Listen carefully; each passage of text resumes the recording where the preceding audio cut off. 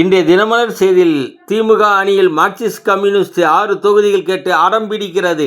தமிழக வெற்றி கழக கட்சியுடன் கூட்டணிக்கு செல்லலாமா என்று ஆலோசனை செய்து திமுகவுக்கு பயம் காட்டியுள்ளது.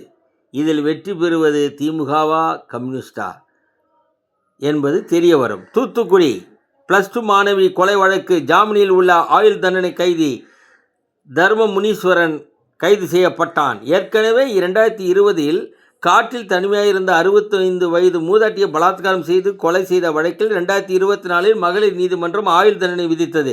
மேல்முறையீடு செய்து ஜாமீனில் வந்த இவன் மறுபடியும் +2 மாணவியை பலாத்காரம் செய்து கொலை செய்துள்ளான்.